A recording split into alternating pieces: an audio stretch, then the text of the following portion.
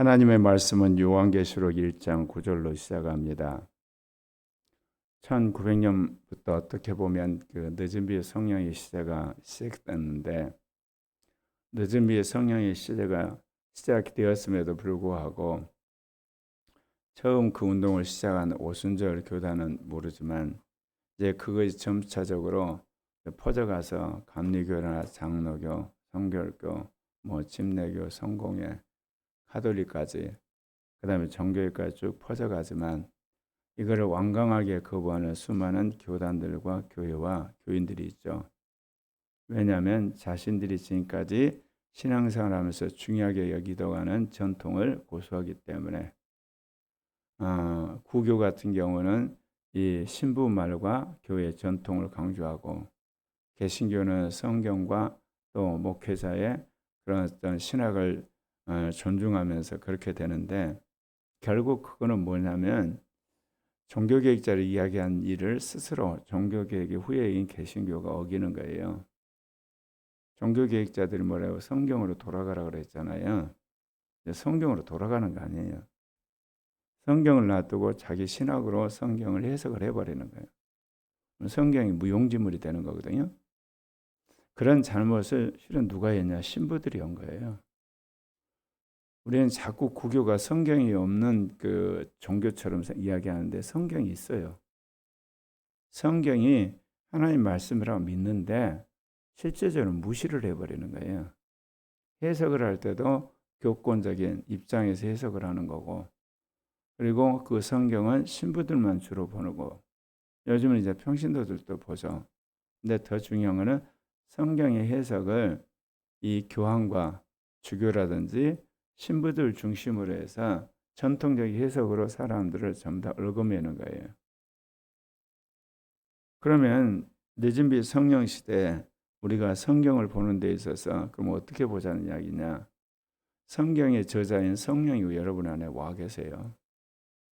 저자에게 여러분이 순종을 하면서 성경을 해석해 달라고 그분에게 순종하는 훈련부터 배워야 되거든요. 그러면 성령이 그냥 아무렇게나 하시느냐? 여러분의 영을 거듭나게 하세요. 그 믿음을 주시고, 그 마음을 깨끗게 하고, 그리고 여러분 양심을 선하게 만들고, 이성을 새롭게 변화시켜 가시면서 그 일을 하시는 거예요. 개신교 신학의 문제는 뭐냐?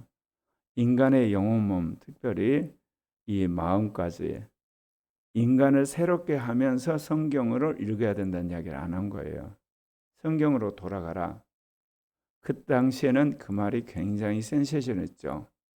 중세 가톨릭을 통해서 사람들이 나름대로 이 속 사람들이 깨끗하고 그리고 또 양심적이고, 그래도 이제 이성적으로 사람들을 훈련시켜 놨거든요. 그러니까 성경으로 돌아가라고 했을 때 어느 누구도 성경이 하나님의 말씀이고 그리스도의 복음에 관한 것이고 또 그것이 우리 신앙의 기준이라고 하는 그런 것들을 받아들여서 해석을 했기 때문에 그들이 성경을 읽으니까 거기서 복음을 발견하면 별 문제가 없었는데, 이제 한 500년쯤 지나고 나서는 이제는 자기가 교주가 돼 성경을 읽어버리는 아주 나쁜 전통이 만들어져 버린 거예요. 특별히 요한계시록 같이 어느 누구도 살아본 적도 없고 정말 어떻게 보면 종말에 대한 그런 것이기 때문에 다른 어떤 성경과는 또 다르거든요. 이럴 때는 속 사람이 정말 성경과 그리고 성령 안에서 시대적인 어떤 말씀 진리 안에서 변화된 상황에서 계시록을 해석해야 되는데, 그러지 않고 이제 해석을 하게 되면 자기가 하고 싶은 이야기를 그냥 계시록을 빌어서 해버리는 거예요. 요즘에 종말이 왔다고 온갖 사람들이 해석을 하잖아요. 제가 성령 받고 나왔더니 후배가 그런 이야기를 해요. 요한계시록을 가지고 와서 해석을 해달라는 거예요. 그때 했던 이야기가 기억이 나요. 나 요한계시록 모른다. 아마 이 인생에 살아가는 여러 가지, 말하자면 정치나 경제나 이런 사회 이런 것들을 또 성경에 도통하고, 그리고 이제 성령 충만한 종이 나타나서 이제 이거를 해석해 주겠지. 나 아무것도 모르겠다 그랬거든요. 근데 그 사람이 내가 될 줄은 꿈에도 생각을 못했어요. 저는 처음부터 요한계시록에 관심이 있었던 건 아니에요. 죽음에 대한 관심이 있었고 종말에 대한 관심이 있었지만 직접적으로는 구원론에 관심이 있었던 거예요. 그리고 인간이 어떻게 하면 진실하느냐, 온전하냐. 그러다가 성경과 씨름하다 보니까 이기는 자만이 천국 가는 거고, 나중에 첫째 부활한 사람만이 주님 재림할 때 부활한다는 말씀을 알고 나니까 그러면 이제 종말이 어떻게 되는 거야. 그래가지고 예전에 죽음과 종말에 대한 관심과 이 이기는 자 첫째 부활이 결합이 되면서 어떻게 보면 그동안 하나님 나라를 훈련시킨 모든 일반 계시, 특별 계시, 영의 계시를 종합해서 이 요한 계시를 해석하는 사람으로 하나님 나라를 불러버리신 거예요. 그러니까 삼위 일체론이나 삼위적 계시담으로 가장 어떻게 보면 강력한 어떤 전문가가 종말론이 되어버렸어요. 그리고 이제 우리가 말하는 구원론, 지금에 와서 이제 창조론을 연구를 하고 있지만 이 말씀을 드리는 것은 뭐냐면 추호라도 종말에 대해서 자기의 욕심이나 자기 생각, 자기 명예 그리고 자기의 어떤 그 교리를 사람들에게 알리고 드러내려고 하는 그런 의도를 가지고 성경 읽으시면 안 돼요. 특별히 요한계시록은. 요한계시록은 철저하게 거기서 말했잖아요. 읽는 자와 듣는 자들과 지키는 자들이 복이 있다. 그렇게 여러분이 성경을 요한계시록 받아들이면 문제가 없습니다. 알리려고 사람들을 끌어들이려고 그러고 자랑하려고 하면 이게 병이 듭니다. 나 요한은 너희 형제요 예수의 환난과 나라와 참음에 동참하는 자라. 사도 요한이 너희와 함께한 형제 자매라는 거예요. 그러니까 같은 형제 자매로서 이야기를 한다는 거죠. 그러면서 그는 예수의 환난과 나라와 참음에 동참하는 자라. 이게 소유격이에요. 예수를 위한 환난이 아니에요. 예수를 위한 나라가 아니고 예수를 위해서 내가 참았던 게 아니라 예수가 당하는 환난 그리고 예수의 나라 그리고 예수의 참음에 함께 참여했다. 이게 근거가 뭐겠어요? 우리 안에 예수님이 오셨어요. 그러니까 예수님이 공생의 기간 동안에 이 땅에 오셔서 당신이 환난을 당하고 고통을 당하고 어려움을 당한 것을 기억해서 그 예수를 따라간다 그런 차원이 아니에요. 이거는 우리 안에 오신 그 예수가 명하는 바에 따라서 그 예수가 당하는 고난, 환난이 뭐겠어요? 그러면 내 안에만 예수가 계시는 게 아니에요. 이 지구상에 예수 믿는 모든 사람 안에 예수가 계세요. 그래서 환난을 당하고 계시는 거예요. 그리고 당신이 지금 나라를 이끌어가고 계세요. 그리고 예수가 그 삶 속에서 인간의 온갖 죄악과 말할 수 없는 악행을 당신이 참으시면서 한 영혼이라도 구원하기 위해서 일하시는 거거든요. 그 일에 사도 요한이 동참하고 있다는 겁니다. 하나님의 말씀과 예수를 증언하였으므로 말미암아 pat모라는 섬에 있었더니 사도 요한이 왜 pat모섬에 끌려갔냐? 하나님의 말씀을 증언을 한 거예요. 하나님의 말씀을. 하나님의 말씀은 하나님이 하시는 말씀을 말하는 거거든요. 그리고 예수가 구주고 예수를 통해서 우리가 구원받고 예수는 다시 오신다고 하는 예수를 증언하는 것 때문에 붙들려 가지고 pat모라는 섬에 있다는 거죠.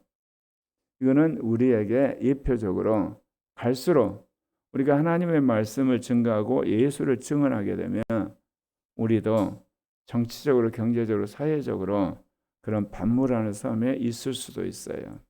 앞으로 점점 그래 가거든요. 그 이야기는 우리가 예배당 안에만 기도원 안에만 그리고 무슨 일에 자기 집안에 있으란 뜻이 아니고 정치적 활동을 하든 경제적 활동, 사회 활동, 무슨 활동을 하든 사단이 악한 자들을 동원해서 우리를 포위한다 그런 뜻입니다. 그래서 굴하지 말라는 거죠. 주의 날에 내가 영에 감동되어 내 뒤에서 나는 나팔 소리 같은 음성을 들으니, 주의 날을 주일로 해석을 하는데 그 말도 맞아요. 그러나 주님의 임재를 하셔서 주님이 이제 계시하는 날, 그렇게도 해석이 가능하겠죠. 그 영에 감동되어서 나팔 소리 같은 음성, 이 나팔 소리는 천사들이 울리겠죠. 그러면 천사들이 왜 나팔을 울리겠어요? 사도 요한에게 이제 돌이켜 보면서 이제 계시를 주려고 그를 깨우는 거죠. 이르되 너가 보는 것을 두루마리에 서서 에베소, 서머나, 버가모, 두아디아, 사대, 빌라델피아, 라오디게아 등 7교회에 보내라 하시기로. 이 음성을 전하는 건 천사지만 이 음성을 들려주시는 분은 주님이시죠. 주님이 이제 이 음성을 이제 선포를 하셨을 때, 근데 7교회에 이거를 전해라, 그렇게 이야기를 하거든요. 그러니까 이 사도 요한에게 주님께서 이 말씀을 주실 때 나의 종 사도 요한이죠. 그 요한이 누구에게 전하냐? 종들에게 보내려고 예수 그리스도 계시를 주셨다고 그랬어요. 그래서 계시록의 1차 수신자는 누구냐? 교회에 있는 종들이에요. 그 종들이 이 말씀을 가지고 교회에서 읽는 거예요. 그러면 수많은 사람들이 듣는 거죠. 그리고 듣는 사람들이 그를 지키는 거예요. 이거는 요한계시록은 다른 책과 달리 여러분이 이 요한계시록에 대해서 나름대로 꿰뚫어 보는 종들한테 배워야 되는 걸 명확히 이야기하고 있어요. 다른 책은 이렇게 말하고 있질 않아요. 그냥 사도 바울이 디모데와 함께 그냥 이 자기 사역했던 교회 사람들이 직접 이야기를 하거든요. 왜 그러냐? 이 묵시문학 전통에 따라 환상으로 종말에 관한 거기 때문에 종들이 해석해야 돼요. 근데 유독 계시록에서 종을 강조한 이유가 뭡니까? 나중에 이 종이 여러분 쭉 읽다 보면 14만 4천을 이야기할 때 하나님의 종들이라 그래요. 그러니까 예수 그리스도의 복음 안에서 변화되어서 하나님의 절대 복종하고 그리스도의 복음을 위해서 목숨을 거는 성령 안에 성화된 사람을 상징적으로 여기서 종이라고 이야기하는 거거든요. 몸을 들이켜 나에게 말한 음성을 알아보려고 돌이킬 때, 이건 다 영의 감동 가운데 일어난 일이에요. 7 금촛대를 보았는데, 나중에 이거 해석해 주죠. 7 금촛대는 7 교회를 말해요. 7 금촛대 사이에서 7 영이 불타고 있자. 그거는 하나님의 7 영을 말하는 거고. 그러니까 하나님의 교회 가운데 하나님의 7 영을 보내줬다는 것을 우리에게 상징하기 위해서 7 금촛대, 7 교회. 촛대 사이에 인자 같은 이가, 7 촛대 사이를 주님이 거닌다는 것은 주님이 7 교회 목회자라는 거예요. 경영자고 통치자고 당신이 7 교회를 이끌고 계시는 것을 우리에게 보여주시는 거거든요. 그래서 성막에 보면 7 금촛대를 이야기한 이유가 뭐냐면 그 성막의 7 금촛대는 이 하늘의 7 금촛대를 이야기한 것이고 이제 그것을 영혼 몸의 성전에 이제 우리에게 적용하자면 우리 안에 오신 성령을 이야기하는 거죠. 자, 촛대 사이에 인자 같으니 사람의 아들 같으니 하나님의 아들이신데 그분이 사람의 아들로 오셨기 때문에 인자 같은 모습을 가지고 계세요. 삼위 하나님 가운데 형상이 있으신 분은 인자 같은 예수 그리스도 뿐이세요. 아버지도 형상이 없고 성령도 형상이 없어요. 근데 성령은 좀 달라요. 오실 때 자기를 드러내기 위해서 피조물의 어떤 모습으로 임재를 해요. 비둘기같이, 물같이, 불같이, 바람같이, 인같이, 그리고 어떤 이렇게 향기같이. 왜냐하면 성령이 우리에게 임재하는데 임재하는 그런 어떤 우리에게 상징을 주지 않으면 우리가 인식을 못해요. 그러지 않습니까? 영이기 때문에. 그러니까 영이신 성령이 오실 때는 피조물의 그런 어떤 모습을 우리에게 깨닫게 하시면서 오시는 거거든요. 근데 하나님 아버지는 어디에서도 그런 것 자체가 없어요.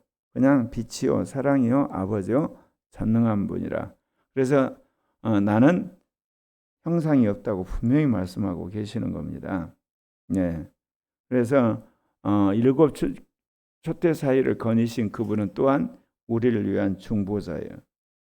자, 그러면서 거기에 이제 예수 그리스도에 대한 모습이 굉장히 길게 나오게 되잖아요. 그래서 요한계시록 1장 여기 14절부터 여기 18절까지 쭉 나오는데 이게 하늘에 계신 대제사장의 모습이에요. 당신이 이 땅에 오셨을 때는 직분을 말하면 선지자의 직분이었어요. 당신이 십자가에 죽고 부활해서는 대제사장의 직분이세요. 주님으로서. 당신이 이제 지상 재림할 때는 그야말로 왕으로서 당신이 등극하셔서 천년왕국에 다스리시거든요. 그러니까 예수 그리스도의 세 가지 직분이 있는데 초림은 선지자의 직분에 가까워요. 그리고 당신이 부활하고 나서는 대제사장의 직분이 주고 이제 재림하셔서는 이제 왕의 직분. 영적으로는 세 직분을 함께 하시지만 그럼에도 불구하고 그 시기마다 당신이 하신 일의 사역의 핵심이 드러나는 거예요. 선지자니까 아버지 되시는 하나님의 뜻을 이 땅에 전하고 그 뜻에 따라 당신이 십자가에 죽고 부활한가 제물로 죽으신 거죠. 그래서 대제사장이 되셔서 이제 초림의 재림까지 수많은 사람을 이제 구속하는 대제사장 역할을 하시는 거죠. 그리고 이제 재림하셔서는 이 적그리스도와 악한 영들, 그 다음에 이런 육류 입맞은 자를 다 심판하고 통치하시는 왕의 이제 모습이 됩니다. 그래서 그 모습을 간단하게 말하자면요, 이제 가슴에 금띠란 것은 대제사장이 금띠를 띄었어요. 거룩한 제사장의 모습을 말하는 거죠. 금띠는 성결과 하나님에 대한 헌신으로서 당신이 대제사장으로 완전한 거룩함과 성결을 상징을 하는 겁니다. 그리고 머리와 머리털은 희고 눈처럼 희었다. 대제사장의 흰 머리란 건 지혜와 영원함 그리고 온전함을 상징을 해요. 그 대제사장이 백성의 죄를 담당하기 위해서 먼저 거룩하고 깨끗해야 되잖아요. 그래서 무한한 지혜와 권위를 가진 그분이 이제 순결한 자로서 하나님 앞에 대제사장의 임무를 행하는 것. 진홍같이 붉은 재가 양털같이 흰다는 표현을 쓰잖아요. 그러니까 당신이 먼저 거룩하고 의롭고 깨끗한 분이라는 걸 보여주는 거고, 눈은 불꽃 같다는 것은 뭐냐면 대제사장은 백성의 영적 상황을 잘 알아야 돼. 교회에서 사역하는 모든 사역자들은 자기가 섬기는 모든 세론이나 또는 이게 세대별 교회 성도들, 교회 더 나아가서 나중에 신학교 그런 지도자들의 영혼 몸과 그 마음을 꿰뚫어 봐야 돼요. 근데 우리는 어렸을 때부터 그 사람의 사회적 스펙, 가지고 있는 물질적인 소유, 그 다음에 행동, 말하는 거 이런 것에 우리가 완전히 그 세뇌가 돼 있어요. 버릇이 돼 있어요. 예수를 믿고 나서 그렇게 판단해요, 교회에서. 근데 정말 성령 충만한 종, 왜 우리가 영의 사람이 되어야 되냐면 그 모든 것은 영 안에서 일어나거든요. 마음 안에서 일어나요. 그거를 먼저 선제적으로 알고 그거를 해결해야지 겉으로 말과 행위, 그다음에 사회적 행위 그런 거거든요. 그래서 선지자들이 이야기해보면 항상 뭐를 이야기하냐? 왕의 마음을 꿰뚫고 이야기하잖아. 이스라엘 백성의 그 마음의 상태. 그러면서 그들이 하는 말과 행위에 대해서 이야기하는 겁니다. 신랄하게 비판하잖아요. 그래서 우리는 무엇보다도 이 불꽃 같은 눈을 가지신 주님처럼 우리도 영적 상태를 완전히 살피는, 불꽃 같은 눈은 한편에서 심판이지만 정결한 눈으로 모든 것을 이제 꿰뚫어 보시고 그거를 이끌어가지고 주님을 이야기를 하는 겁니다. 그리고 이제 발은 풀무에서 달군 놋 같다. 그래서 풀무에서 달군 놋은 여러분 굉장히 그 정결하고 견고한 거예요. 그래서 놋을 성경에서 말하면 심판을 말해요. 그러니까 풀무에서 담근 놋으로 당신이 정결하게 되고 그 모든 것들을 견뎌낸 당신이 이제는 심판자로서 모든 걸 밟아버린 걸 말합니다.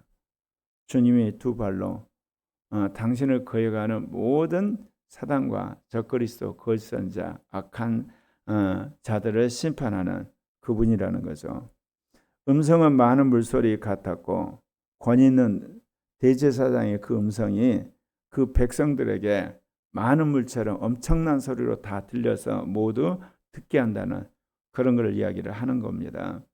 그래서 예수 그리스도는 당신이 들어야 할 모든 백성들에게 지금도 많은 물소리가 계속 말씀하시는 거예요. 그런데 우리가 육신에 사로잡혀 가지고 옛사람에게 자기의 가치관에 사로잡혀서 그 음성을 못 듣는 것뿐입니다. 오른손에 7별을 가지신 분. 이제 여기서 7별이 뭐냐? 굉장히 해석하는데 난해해요. 왜 그러냐면 성경에 이 7별은 7교회 사자라고 해석을 해주는데 이 사자가 안겔로스 헬라어로 이제 그런 뜻인데 도대체 이 안겔로스가 누구냐?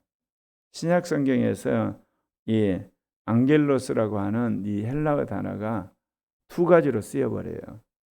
하나가 뭐냐? 천사예요. 일반적으로는 안겔로스 그러면 하나님이 부린 천사, 우리에게 보냄을 받은 천사.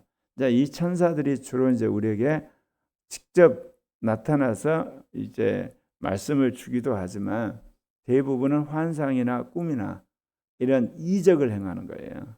어떤 기적도 행하고 이제 이런 하나님의 심부름꾼이죠. 그런데 성경에서 아주 드물게 하지만 분명히 이 안겔로스를 뭐라고 그러냐면 하나님이 사용하시는 종, 그리고 하나님이 이제 말씀을 전하라고 하는 이 전달자.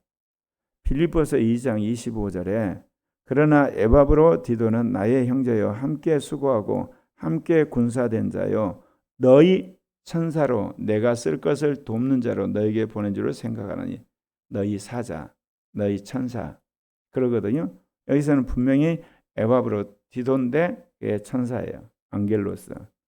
누가복음 7장 24절에 요한이 보낸 자가 떠난 후에 예수께서 무리에게 요한에 대하여 말씀하시되 여기서 이 보낸 자란 말이 그 안겔로스의 복수형이에요. 그러니까 요한이 보낸 사자가 떠난 후에 천사가 떠난 후에 말하자면 그런 의미예요. 그럼 여기서는 요한이 보낸 제자들을 말하는 거죠. 누가복음 9장 52절에도 자기 앞에 사자들을 보내심에 그들이 가서 예수를 위해 준비하려고 여기도 그러죠. 사자들, 안겔로스, 천사들 말하자면 여기서 그러면 누구냐? 예수님의 제자들을 이야기를 하는 거죠. 근데 그러기 때문에 이 7별은 7교회의 사자인데 7교회에 보낸 천사냐? 7교회에 세운 하나님의 종들을 말하느냐? 후자입니다. 그게 이제 그 뒤에 에베소, 서머나, 버가모, 두아드리아, 사대, 빌라델피아, 라오디게아의 참머리에 보면 이제 그 교회 사자에게 편지하기 이렇게 나와요. 하나님이 천사들에게 명령을 줄 때 글로 써서 문서를 주지는 않아요. 직접 말씀하셔서 천사들이 그 메시지를 가지고 와서 전달을 하거든요. 그래서 글을 써서 7교회 천사 안겔로스한테 주라고 한 이유는 이걸 헬라어로 써서 헬라어를 읽을 줄 아는 7교회 지도자에게 이걸 갖다 주라고 하는 것이 전체적으로 문맥이 맞아요. 저도 지금까지 이 부분에서 두 가지를 오락가락했거든요. 근데 최종적으로는 이거는 비록 성경에서는 이 안겔로스가 교회 지도자나 교회 전달자 소수로 쓰이긴 하지만 전체적인 맥락으로 봤을 때 여기서 7교회의 사자는 7교회 지도자를 말한다. 그렇게 해석하는 것이 합당하다. 그렇게 결정을 내렸습니다. 그리고 또 여기 이제 보게 되면 입에서 두 날성검이 나오죠. 성경에서 예수님 입에서 두 날성검이 나올 때 이것은 레마로 하나님의 말씀을 선포할 때 심판과 권능을 말하는 겁니다.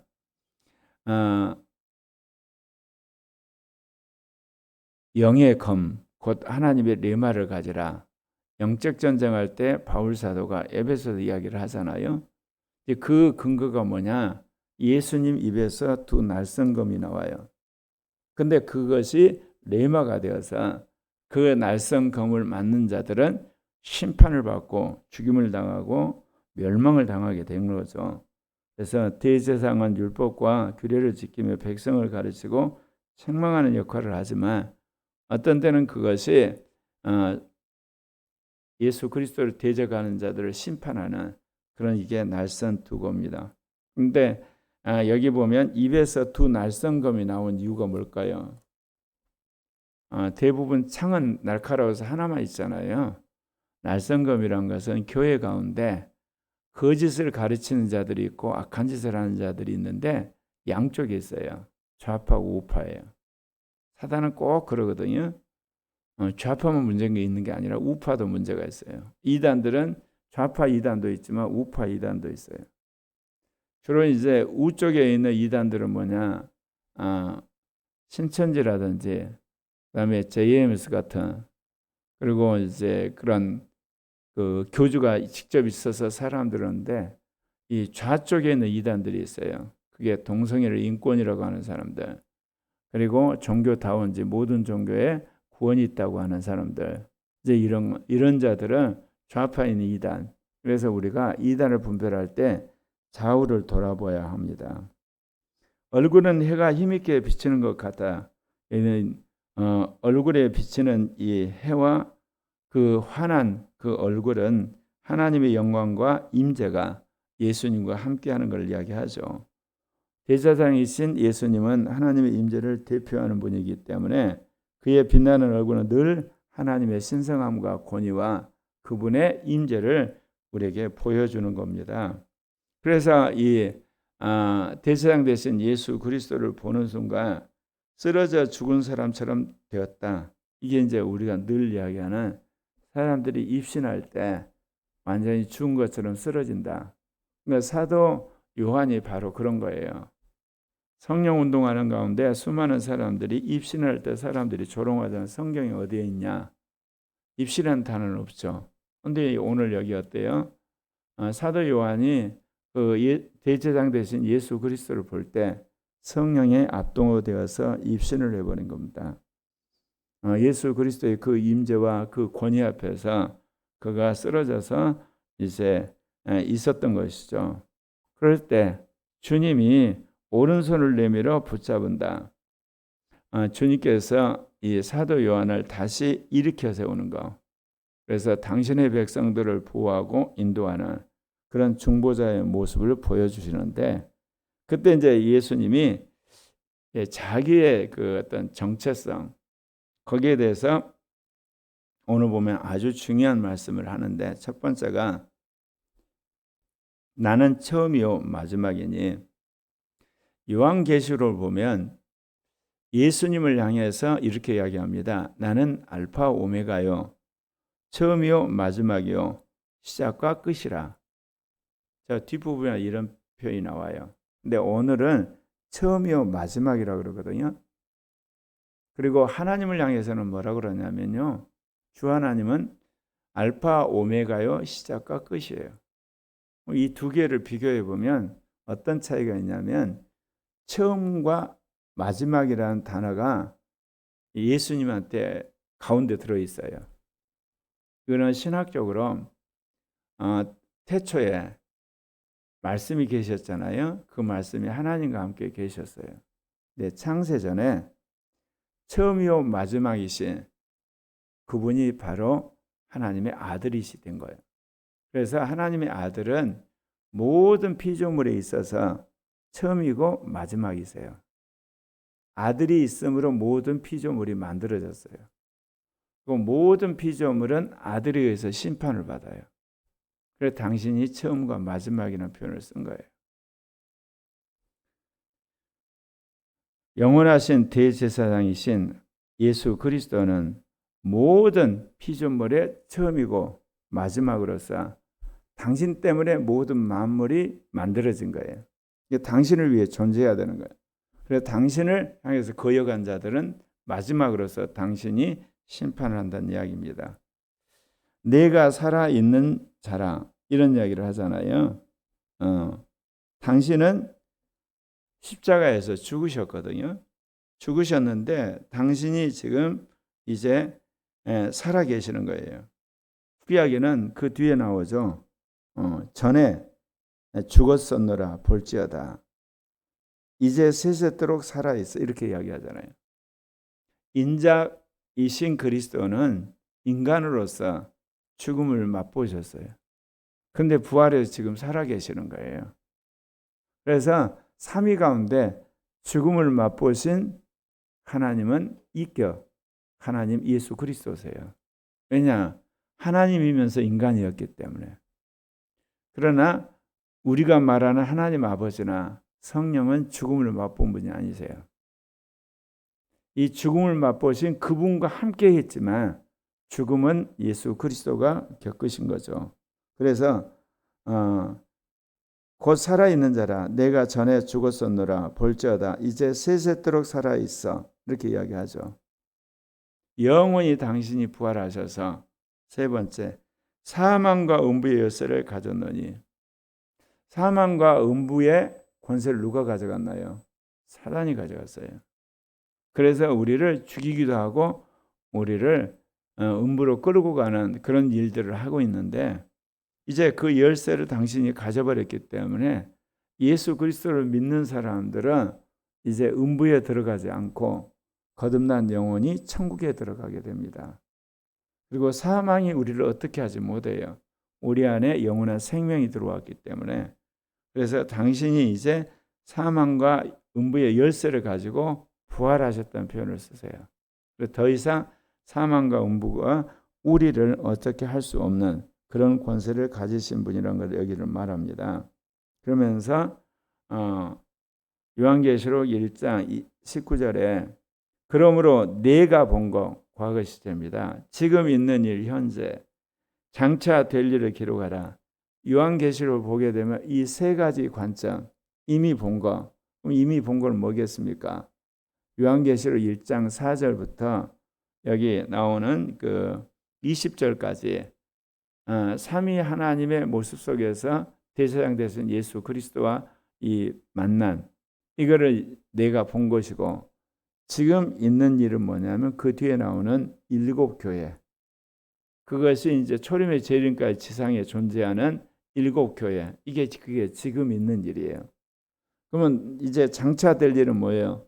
요한계시록 4장부터 시작해서 22장까지 이루어지는 종말에 관한 그야말로 종말에 관한 말씀을 이야기하시는 겁니다. 그래서 내가 본 것은 여기서 해석을 해줘요. 내가 본 거 뭐를 봤냐? 내 오른손의 일곱 별의 비밀과 말씀드린 것처럼 일곱 별은 내가 일곱 교회를 통치하고 있고 거기에 일곱 별, 곧 일곱 교회 지도자를 내가 붙들고 있다.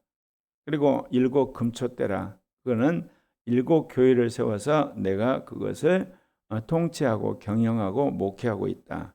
그러면서 이제 해석을 해주죠. 일곱 교회, 일곱 별은 일곱 교회 천사, 앙겔로스. 일곱 교회 목회하는 목회자다.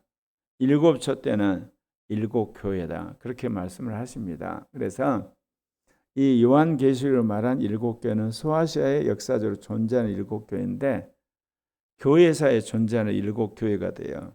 그 근거가 바로 예수님이 일곱 교회를 목회하시고 예수님 눈에서 일곱 영이 나와서 교회 가운데 임재를 하거든요. 그래서 단순히 소아시아 일곱 교회가 역사적으로 존재하고 끝난 게 아니라 그거를 통해서 초림의 재림까지 존재하는 교회들의 어떤 영적 상황을 주님이 예표적으로 보여주신 겁니다. 오늘 이 말씀을 우리가 우리의 삶 속에 적용하건대 이제 오늘 예수 그리스도의 그 대제사장의 모습을 통해서 우리가 바로 그런 제사장이 되러 부름받았어요. 우리가.